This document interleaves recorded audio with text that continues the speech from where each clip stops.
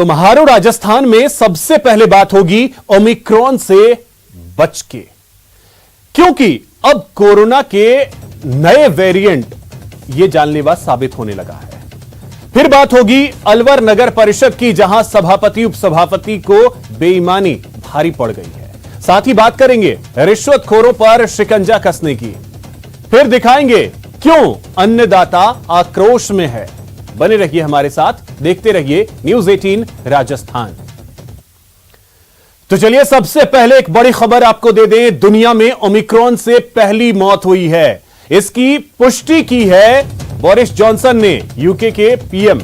तो यह बड़ी खबर आपको बता दें, यूके में यानी ब्रिटेन में ओमिक्रॉन से एक शख्स की मौत हुई है और यहां के प्रधानमंत्री बोरिस जॉनसन ने इसकी पुष्टि कर दी है। उन्होंने कहा है कि ओमिक्रॉन को हल्के में बिल्कुल मत लीजिए। बोरिस जॉनसन ने कहा कि कोविड-19 के ओमिक्रॉन वेरिएंट से संक्रमित एक मरीज की मौत हो गई है। उन्होंने कहा कि अफसोस की बात है कि ओमिक्रॉन की वजह से लोग अस्पतालों में भर्ती हो रहे हैं और दुख की बात है कि ओमिक्रॉन से पीड़ित एक मरीज की मौत की पुष्टि हुई है।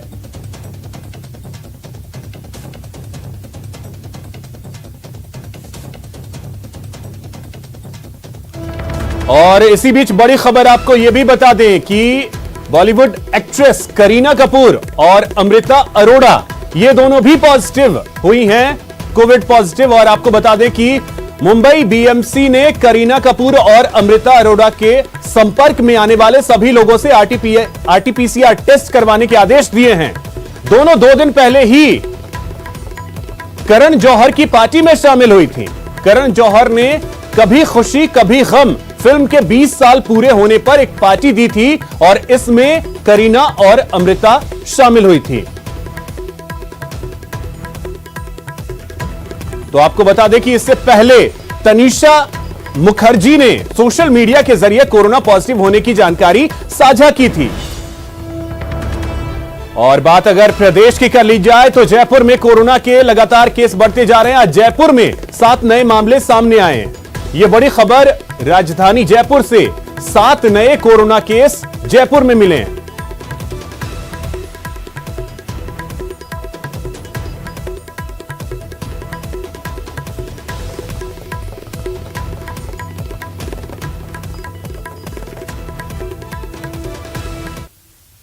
तो इसी खबर पे और अधिक जानकारी के साथ सहयोगी सौरभ गृहस्थी जयपुर से सीधे हमारे साथ जुड़ रहे हैं। उनके पास चलते हैं और उनसे ताजा अपडेट लेते हैं। सौरभ, आपसे यह जानना चाहेंगे कि अब देखिए जिस तरीके से मामले आ रहे हैं, ऐसा लग रहा है कि अब जरा संभल जाइए, नहीं तो आगे बहुत सारी मुश्किलें हैं।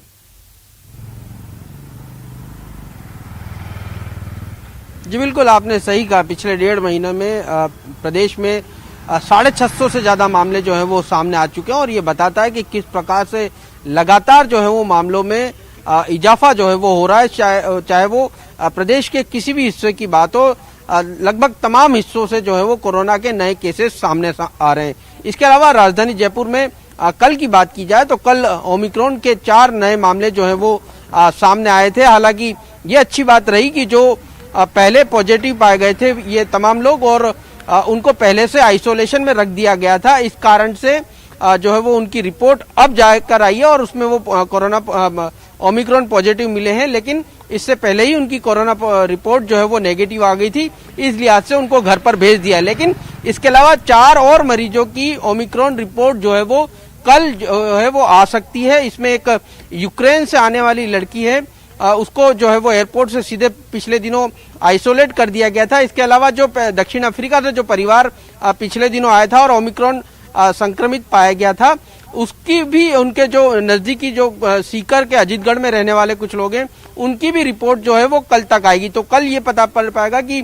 ओमिक्रॉन जो है वो और जो है वो प्रदेश में फैल तो नहीं रहा है। लेकिन जिस प्रकार से कोरोना पॉजिटिव मामलों की बात करें तो लगातार सौरभ, तो अब ऐसे में लोगों को सतर्क रहने की जरूरत है। बहुत शुक्रिया आपका तमाम जानकारी के लिए।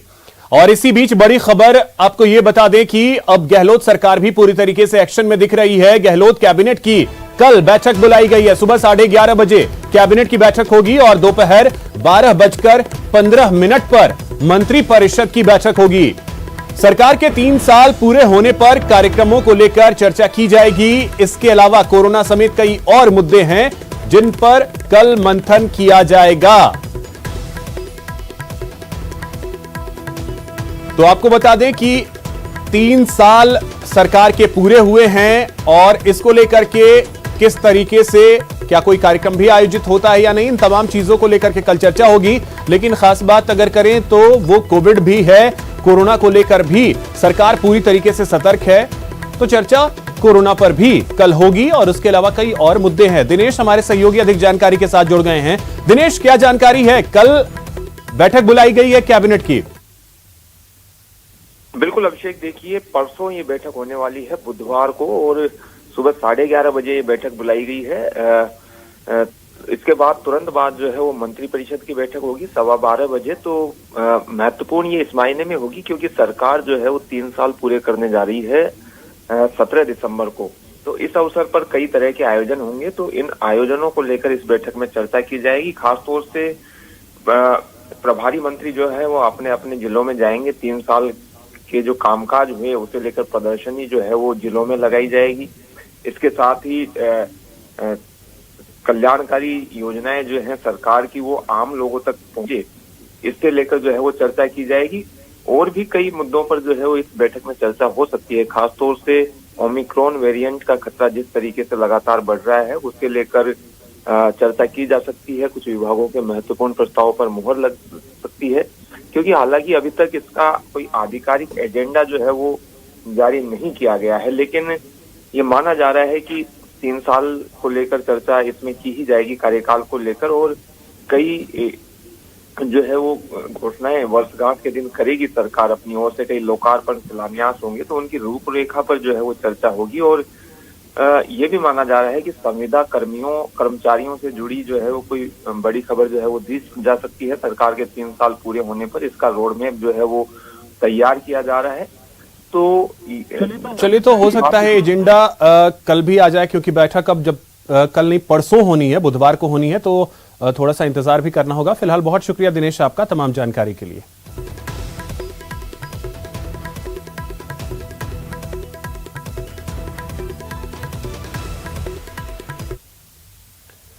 स्वायत्त शासन विभाग से जुड़ी एक बड़ी खबर आपको बता दें। अलवर में सभापति, उप सभापति निलंबित। जी हां, आपको बता दें अलग अलग मामलों में दोनों का निलंबन हुआ है। फिलहाल रिश्वत कांड को लेकर नगर परिषद के सभापति और उप सभापति को निलंबित कर दिया गया है। सभापति बीना गुप्ता बेटे के साथ 80,000 की घूस लेते हुए ट्रैप हुई थी। वहीं उप सभापति घनश्याम गुर्जर को पार्षद चुनाव में गलत सूचना देने को लेकर निलंबित किया गया है। सभापति जेल में हैं, लिहाजा नगर परिषद में कार्यवाहक सभापति बनाने की चर्चा अब तेज हो गई है।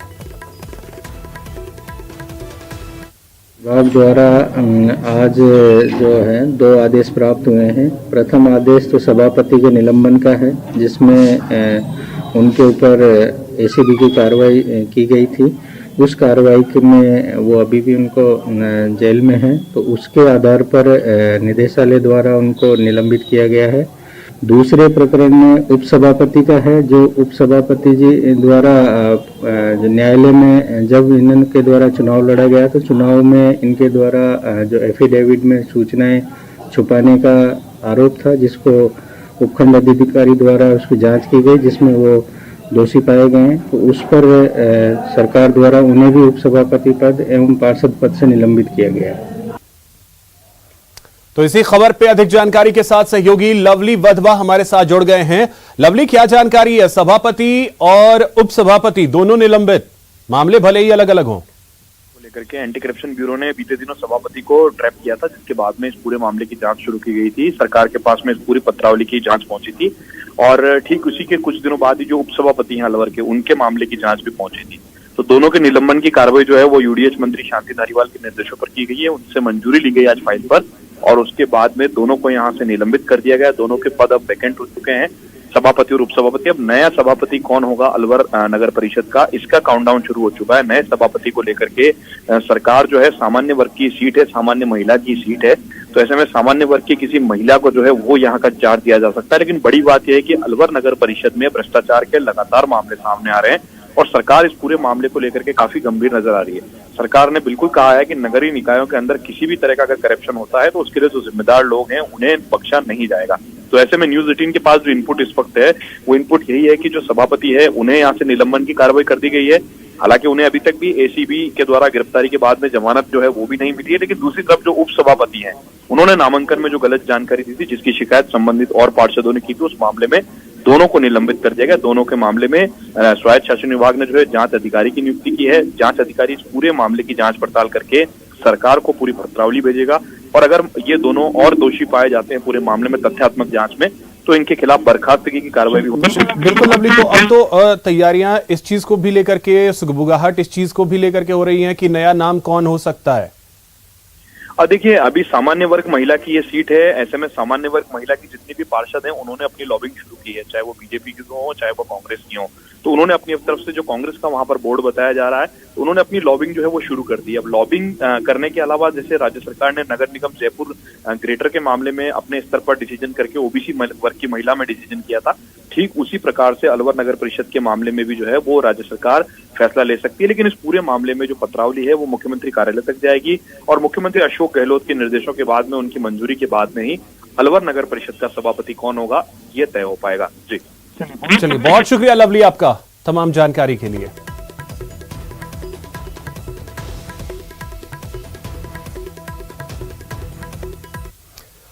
और चलिए बात करते हैं रिश्वतखोरों पर एसीबी के शिकंजे की।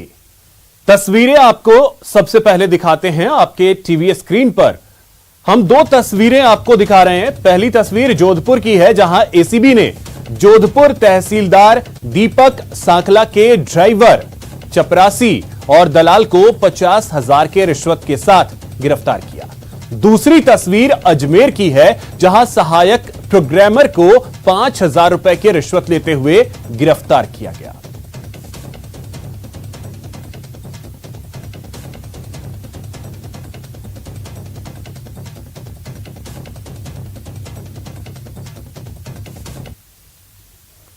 और चलिए अब एक और कार्रवाई की जानकारी मिल रही है झालावाड़ से। इस वक्त की बड़ी खबर आपको बता दें, यहां पर एसीबी ने एक बड़ी कार्रवाई की है और डाकघर का सहायक अधीक्षक ट्रैप किया गया है। 8,000 रुपए की रिश्वत लेते हुए कन्हैया लाल ट्रैप हुआ है। और आपको बता दें कि विभागीय कार्रवाई नहीं करने के एवज में इसने रिश्वत ली थी, लेकिन इसी दौरान चढ़ गया एसीबी के हत्थे। तो झालावाड़ से इस वक्त की बड़ी खबर आपको बता दें, यहां पर एसीबी ने एक बड़ी कार्रवाई करते हुए डाकघर के सहायक अधीक्षक को ट्रैप किया है। 8,000 रुपए की रिश्वत लेते हुए यह अधीक्षक कन्हैया लाल जिसे ट्रैप किया गया है। और आपको बता दें कि यह जो घूस की राशि ले रहा था वो विभागीय कार्रवाई न करनी पड़े, इसको लेकर के घूस की जो रकम है वो कन्हैया लाल जो कि सहायक अधीक्षक है डाकघर का, उसे ट्रैप किया है एसीबी ने।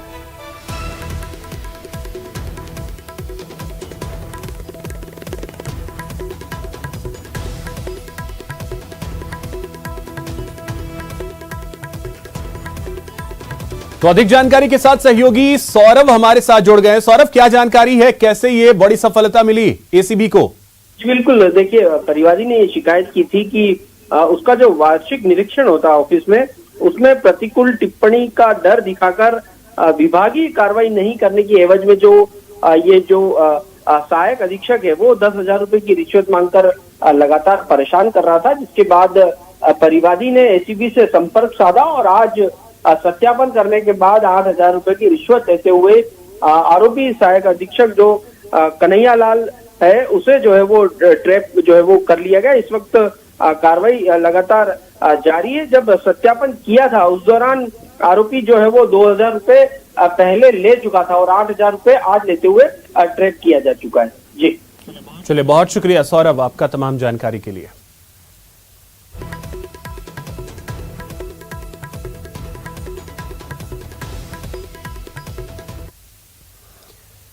वहीं जोधपुर में एसीबी ने बड़ी कार्रवाई करते हुए जोधपुर तहसीलदार दीपक सांखला के ड्राइवर मदन सिंह, चपरासी भोपाल सिंह समेत एक दलाल को 50,000 रुपए की रिश्वत लेते हुए गिरफ्तार कर लिया। परिवादी के मुताबिक 8 दिसंबर को टपूकड़ा गांव में आयोजित प्रशासन गांव के संघर्ष शिविर के दौरान परिवादी से तहसीलदार के ड्राइवर ने 50,000 रिश्वत की मांग की। 50,000 रुपये रिश्वत राशि मदन सिंह के कहे अनुसार परिवादी ने एक कैबिन संचालक है प्राइवेट आदमी जो तहसील के पास एक कैबिन चलाता है। मदन सिंह से मिला परिवादी, उसने कहा तुम अभी तक रिश्वत राशि लेके नहीं आई तो आज परिवादी को कहा आज देनी पड़ेगी और उस कैबिन पे दे दो। तो परिवादी ने उसके कहे अनुसार 50,000 रुपये हिम्मत सिंह नाम के कैबिन संचालक को दी और परिवादी ने ब्यूरो को इशारा किया। इस पर हमने हिम्मत सिंह के कैबिन से रिश्वत राशि बरामद कर हिम्मत सिंह, मदन सिंह और गोपाल सिंह तीनों को डिटेन कर ब्यूरो अपना कार्रवाई और पूछताछ करा। वहीं अजमेर में एसीबी ने बड़ी कार्रवाई करते हुए सिलोरा में सहायक प्रोग्रामर को 5,000 की रिश्वत लेते हुए रंगे हाथों पकड़ लिया। परिवादी के आधार कार्ड मशीन का रजिस्ट्रेशन कराने के एवज में रिश्वत मांगी गई।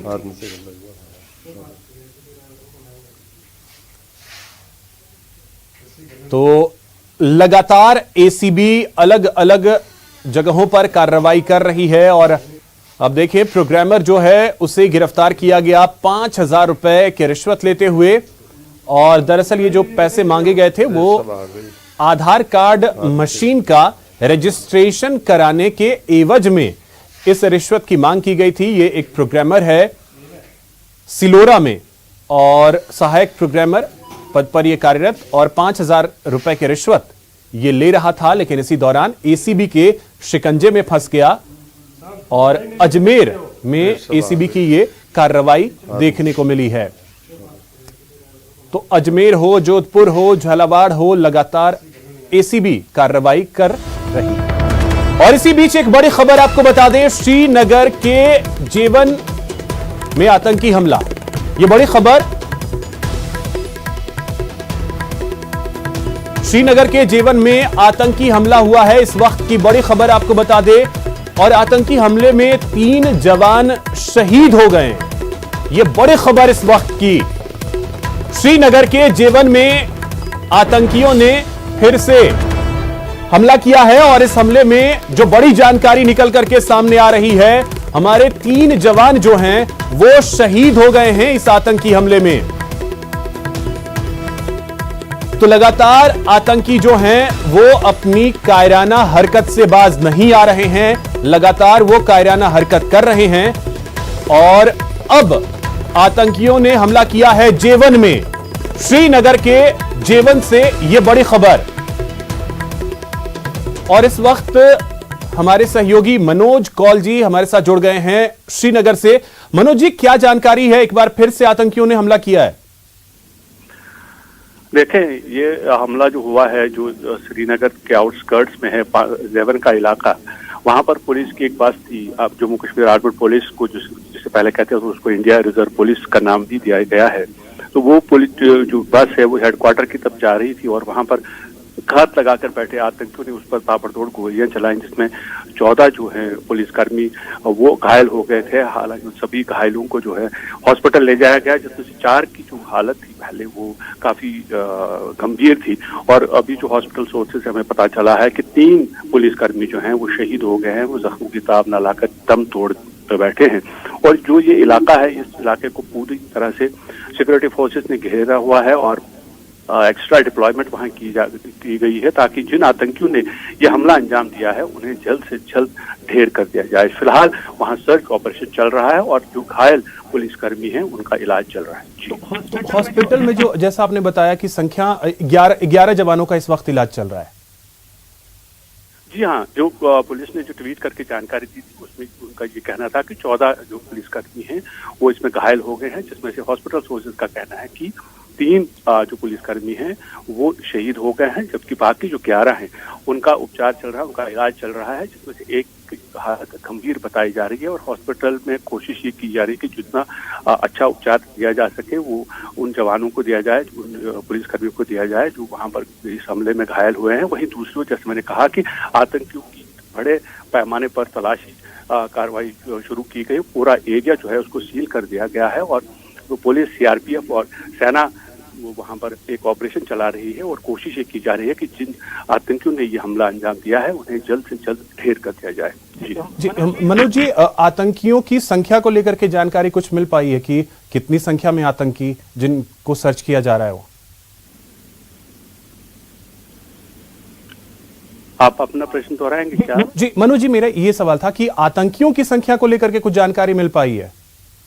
देखिए, अभी कोई जानकारी नहीं मिल पाई है कि कितने आतंकी थे जिन्होंने हमला अंजाम दिया है, लेकिन जिस तरह का ये हमला है उससे ऐसा लग रहा है कि 2 से ज्यादा आतंकी हो सकते हैं, क्योंकि ये पुलिस बस पर जिस तरह से हमला किया गया घात लगाकर और उसमें 14 पुलिसकर्मी अगर घायल हो जाते हैं तो जाहिर है कि 2 से 3 आतंकी कम से कम इसमें शामिल हो सकते हैं। एक अकेला आतंकी ये वारदात अंजाम नहीं दे सकता, इतनी बड़ी वारदात। लेकिन अभी पुलिस की तरफ से ये कोई जानकारी नहीं मिल पाई है कि आखिर ये जो हमला हुआ है आतंकियों की तरफ से उसमें कितने आतंकी शामिल थे। लेकिन जिस तरह का हमला यह है उससे ऐसा लग रहा है कि 2 से 3 आतंकी इसमें शामिल हो सकते हैं। जी चलिए, बहुत शुक्रिया मनोज जी हमारे साथ जुड़ने के लिए और तमाम जानकारी देने के लिए बहुत शुक्रिया आपका। तो बड़ी खबर यह है कि आपको बता दें कि जम्मू कश्मीर के श्रीनगर में एक बार फिर से आतंकियों ने कायराना करतूत को अंजाम दिया है और हमारे 3 जवान जो हैं वो शहीद हुए हैं, 11 जिनका फिलहाल इलाज चल रहा है। यहां रुकेंगे एक छोटे से ब्रेक के लिए। ब्रेक के बाद सरकारी कर्मचारियों को मिली बड़ी राहत की।